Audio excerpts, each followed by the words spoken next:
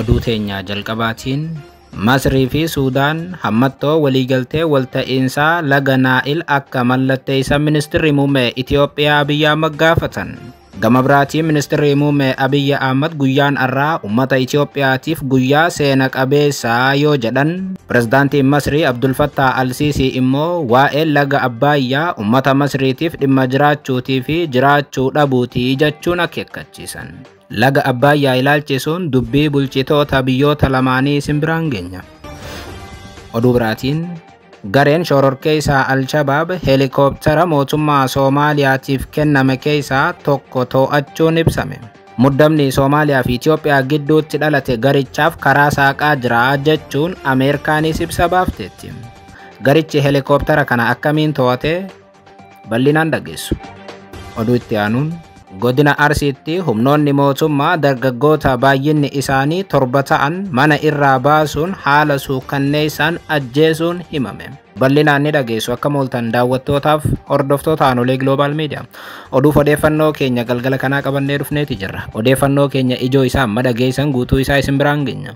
Haga xumura sagantaa keenyaatti dhaggeeffachuun yaada qabdan gara koomentiitiin nuuf barreessaa. Viidiyoon keenya namoota hedduu bira akka dhaqqabuuf ammoo like, share, subscribe godhuun dagatinaa isiniin jenna.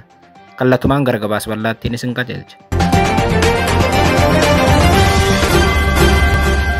Oduu teenyaa jalqabaatiin godina Arsiitti humnoonni mootummaa dargaggoota baay'inni isaanii 7 ta'an mana irraa baasuun haala suukanneessaan ajjeesuun himame. Godina Arsii aanaa Roobeetti humnoonni mootummaa qeerroowwan baay'inni isaanii 7 ta'an manaa baasuun haala suukanneessaan akka ajjeesan Oromiyaa Miidiyaa Neetwoork jiraattoota wabeeffachuun gabaaseera. Humnoonni mootummaa heera biyyattii cabsanii namoota murtee seeraa tokko malee ajjeesuu akkasumas ammoo dhabamsiisuu irratti argamuu jedhameera. Biyya heera qabdu kan nama ajjeesuuf pirezidaantiin biyyattii hayyama kennanitti qaamonni qawwee hidhatan garuu faallaa kana seeraan ala namoota naga'aa ajjeesuu ummata ofii ammoo dhabamsiisuu aadeeffatanii jiru jedhameera.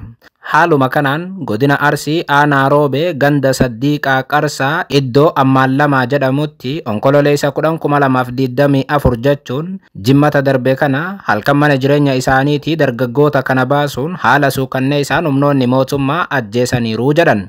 Jiraattoonni halkan naannoo sa'aatii 8tti manaa baasanii erga dargaggoota kana ajjeesanii booda dargaggoota 4tti uffannaa waraanaa uffisuun miseensa waboo ajjeesne jechuun magaalaa Saddiiqaa keessatti baasanii gatan jedhan. Jiraattoonni Abdulhaamid Sheek Abdu Jaliil, Hussein Maammaa, Abdusalaam Haajii jiraattoota ganda Saddiiqaa Qarsaatii fi Misbaa Sheek Mahamuud ammoo jiraataa magaalaa Saddiiqaa warra ajjeefaman keessaa ta'uu jiraattoonni himan. Akka OMN jiraattoota wabeeffachuun gabaasetti taanaan namoonni biroo 3 kanneen yeroodhaaf maqaan isaanii adda hin ba'in dhalootaan gandoota Indaatoo Qarsoo Taasibee ta'an ajjeefamaniiru. Qeerroowwan ajjeefaman kunneen akka hin awwaalamnes dhoorkamuun hanga guyyaa kaleessaatti reeffi isaanii dirree irra turee jira jedhameera. Abdulhaamid Sheek Abdu Jaliil maatii isaa waliin kan jiraatu yoo ta'u, Hussein Maammaa qonnaan bulaa ta'uu, Abdusalaam Haajii ammoo mana namaatti qacaramuun hojii qonnaatiin ofii fi maatii isaa kan jiraachisu akka ta'e jiraattoonni ibsaniiru. Misbaa Sheek Mahamuud ammoo magaalaa Saddiiqaatti mana foonii hojjetee jireenya isaa gaggeeffachaa ture jedhu jiraattoonni. Sadeen yeroodhaaf maqaan isaanii adda hin baane immoo barattoota maatii isaanii waliin jiraatan akka ta'e jiraattoonni ni himu.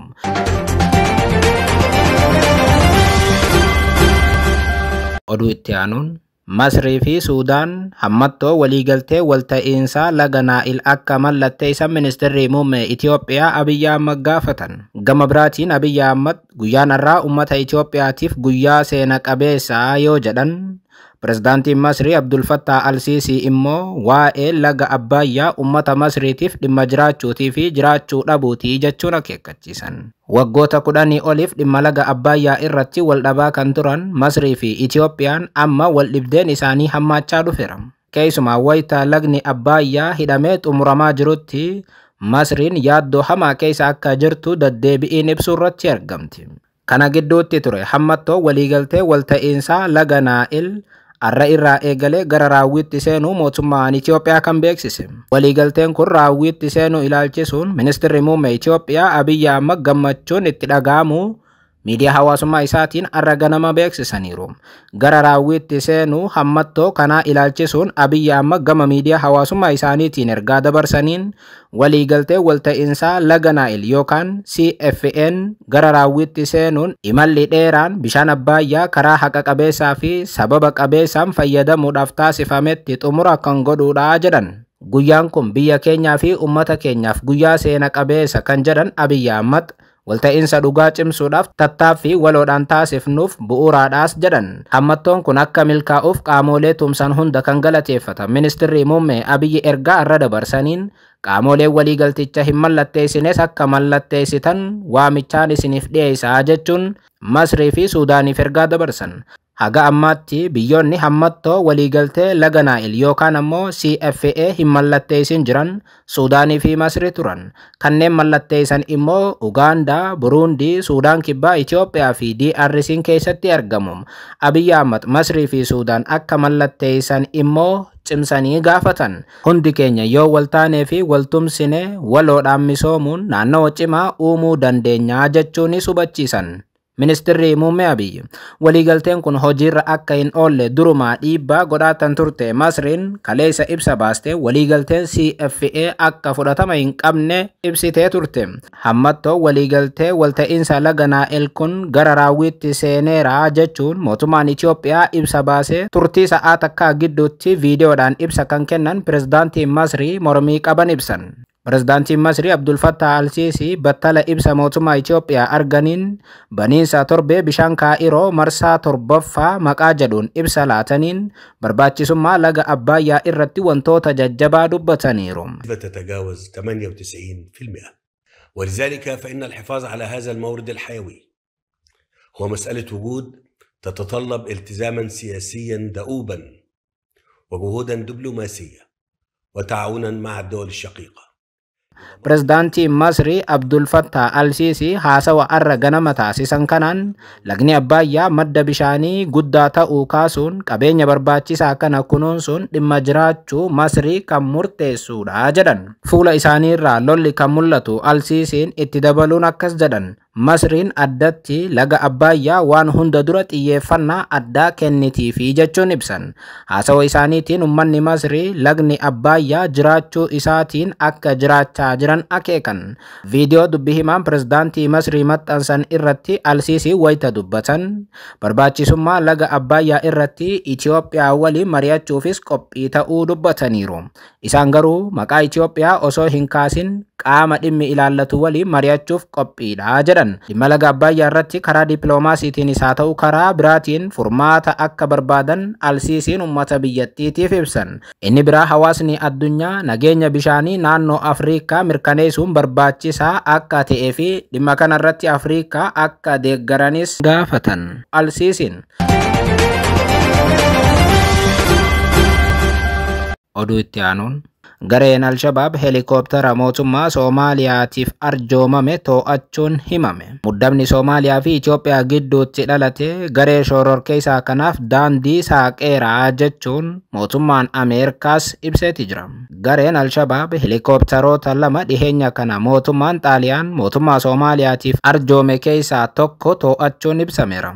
Gabaasni Soomaaliyaa irraa bahe akka agarsiisutti helikooptarri kun Soomaaliyaa naannoo Galmudug bakka al-Shabaab to'atee jiru keessa qubate. Helikooptarri kun qubatee daqiiqaa tokkoof osoo hin turin to'atamuu Inside Afrikaan gabaaseera. To'atamuun xayyaara kana garichi baha Afrikaa daran jeequudhaaf sochii akkamii taasisaa akka jiru mul'isaa jedhameera. Helikooptarri kun gara buufata waraana biyyaalessa Soomaaliyaa naannoo Galmudug jirutti meeshaa geejjibsiisaa kan ture yoo ta'u, helikooptara kana keessa hojjettoonni 8 turanii jiru jedhameera. Haala amma Soomaaliyaa keessa keessatti deemaa jiruun meeshaan waraanaa mootummaa Moqaadishootiif arjoomamu keessaa gara parsantii 90tti kan dhiyaatan harka garee shororkeessaa gala jedhamee sodaatameera. Heelikooptaroonni meeshaa waraanaa fe'anii naannoo garichi to'atee jirutti bu'an deddeebiidhaan bifa kanaan harka garee kanaa galaa akka turan gabaafamaa tureeti jira. Keessumaa meeshaaleen waraanaa Masrii tibba kana Soomaaliyaatti bobba'ee garee kanaan dhuunfatamuu danda'a sodaan jedhu Itoophiyaa fi Somaalilaand bira duraanuu tureeti jira. Sodaa warra lixaatis ture dhimmichi. Sodaan kun hundi osoo jiru garuu mootummaan Soomaaliyaa meeshaa waraanaa Masrii gara biyya isaatti fe'uu itti fufeera. Amma immoo waa'ee heelikooptara to'atame kana irratti gama mootummaa Soomaaliyaatii wanti jedhame hin jiru. Kun osoo kanaan jiru mootummaan Ameerikaa dhimmicha irratti yaaddoo qabu ibsateera. Qondaaltonni Ameerikaatii fi michoonni isaanii warra lixaa kan biraa ibsa irra kennaa jiraniin yaaddoo cimaa qabaachuu ibsaa jiru. Akka gabaasaaleen Soomaaliyaa bahan agarsiisanitti yaaddoon Ameerikaa inni jalqabaa Soomaaliyaa waldhibdee Itoophiyaa waliin qabduun qabamtee waan jirtuuf dhimma garee shororkeessaa kana salphaatti ilaalteetti kan jedhudha. Gareen shororkeessaa kun lafa duraan gadhiise deebisee akka to'atuu fi inumaa garichi humna dhabe deebifachaa jiraachuun nu yaaddeessaa jira jetti. Ameerikaan sababni kana ammoo waldhibdee Itoophiyaa fi Soomaaliyaa gidduutti dhalate akka ta'e Ameerikaan ni amanti. Qondaaltonni Ameerikaa dhimma kana ilaalchisuun akeekkachiisa kennaniin mootummaan Soomaaliyaa waldhibdee Itoophiyaa waliin qabu karaa dippiloomaasiitiin hatattamaan furee gara garee kanaatti fuula isaa akka deeffatu dhaamaa jiru.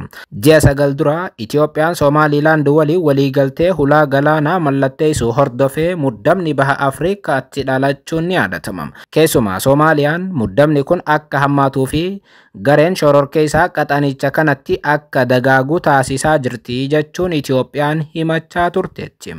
Dhaabbileen idil addunyaatii fi mootummoonni addunyaa Itoophiyaa fi Soomaaliyaan dhibdee gidduu isaanii jiru hatattamaan hin furatan taanaan baha Afriikaatti garichi humna godhachuu danda'a jechuun dhaamaa turan.